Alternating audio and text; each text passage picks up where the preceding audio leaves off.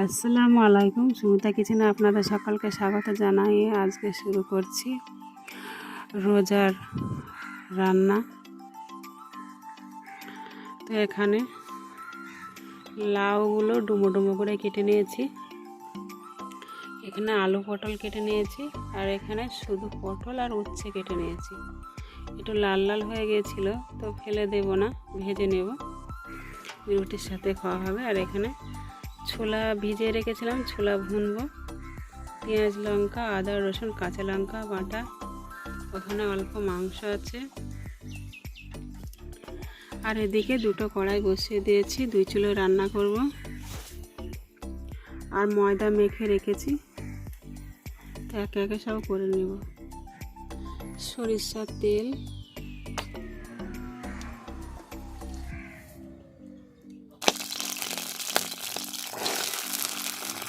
এদিকে কড়াইয়ে ছোলা দেওয়া হয়েছে, ছোলাগুলো ভুনে নেব। এখানে সামান্য জল, লবণ, হলুদ গুঁড়ো।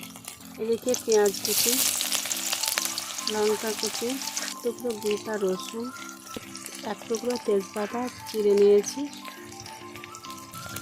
ভালো করে ভেজে নেব। ছোলাগুলো ভালোভাবে সিদ্ধ করে নেব। এখানে আদা রসুন কাঁচা লঙ্কা বাটা, পেঁয়াজও আছে এর সাথে, লবণ, হলুদ গুঁড়ো, লঙ্কার গুঁড়ো, জিরে ধনে গুঁড়ো।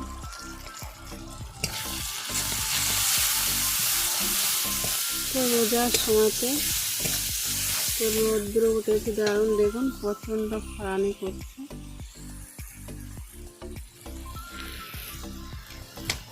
তো এই খরানিতে তো চুলার পাড়ে চলে এসে রান্না তো করতেই হবে।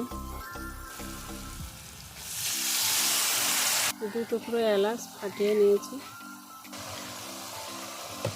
তো লাউগুলো ধুয়ে রেখেছি ডুমো ডুমো করে কেটে।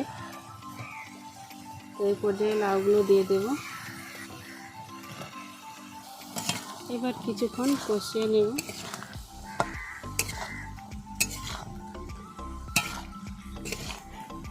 তো লাউ ঠান্ডা জিনিস,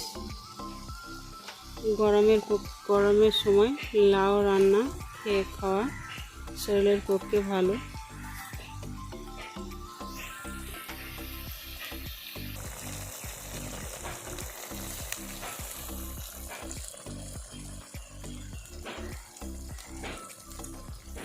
তো লাউ প্রায় কষানো হয়ে এসেছে। তো আগের দিনের মাংস ছিল, সেগুলো দিয়ে দেব। দিয়ে দিয়েছি।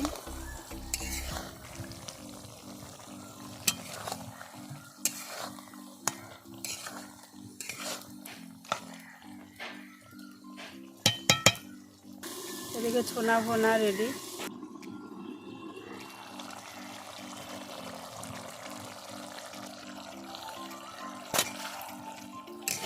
মাঝে মধ্যে ঢাকনা তুলে নাড়িয়ে দিতে হবে।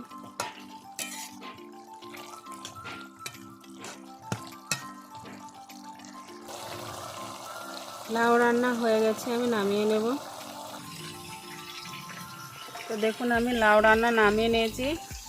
তো একে একে রান্নাগুলো সেরে নেব। এখানে পটল আর আলু তরকারি হচ্ছে, আর ওদিকে পটল দিয়ে উচ্ছে ভাজি হবে। তো আমি একে একে এগুলো সেরে নেব।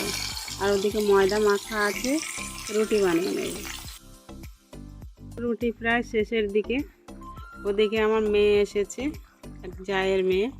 তো দেখুন রান্না করছে, আজকে আমার রান্নাটা করে দিল, পটল দিয়ে আলুর তরকারি।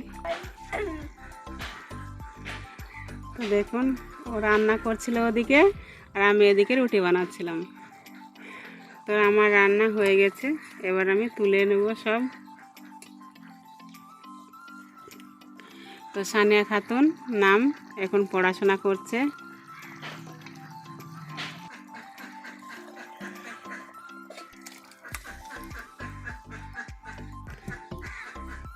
রান্নাটা বেশ ভালোই করেছে, লাগছে। খেতে কেমন লাগবে অবশ্যই আপনাদের দেখিয়ে দেব, খাওয়ার সময় বলে দেব। ভালো লাগলে কমেন্টে জানিয়ে দেবেন। হ্যাঁ, তো দেখুন রুটিগুলো বানানো হয়ে গেছে। ওখানে পটল আলু পটল উচ্ছে ভাজা, ওখানে ছোলা ভুনে রেখেছি, এখানে লাউ আর দেশি মুরগির মাংস ছিল অল্প, সেটুকুন দিয়ে রান্না হয়ে গেছে। তো এবার আমি তুলে নেব সব। তো আলহামদুলিল্লাহ ইফতার নিয়ে আমরা সবাই মিলে বসে পড়েছি। তো একসাথে এবার ইফতারটা সেরে নেব। তো ইফতার সম্মুখে করে যদি দোয়া পড়া হয় তো আল্লাহ তাআলা দোয়া কবুল করে নেয়। মনের ইচ্ছা হয়তো আল্লাহ তাআলা সবার পূর্ণ করে। তো ওই জন্য ইফতার আগে করে নিয়ে বসে পড়েছি, আল্লাহর কাছে দোয়া করছি যেন আমার সংসারে উন্নতি দেয়, আমার বাড়ির মানুষগুলো যেন ভালো থাকে।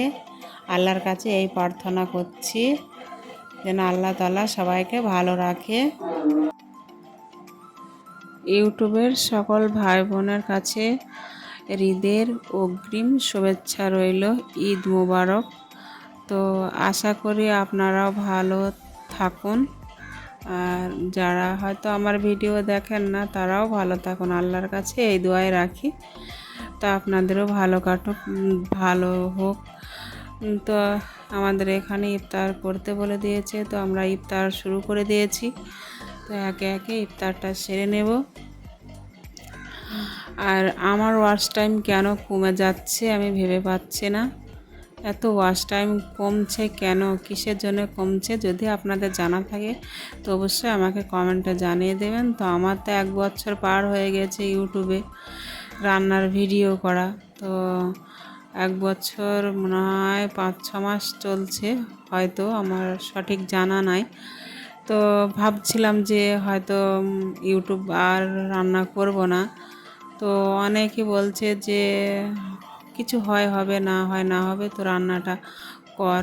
যদি কোনো দিন কিছু হয়, সবাই তো রান্না করে তো কিছু আসার জন্য করে যে সেখান থেকে দুটো ইনকাম করতে পারে, ওই জন্যই তো এত কষ্ট করে রান্নাগুলো করে।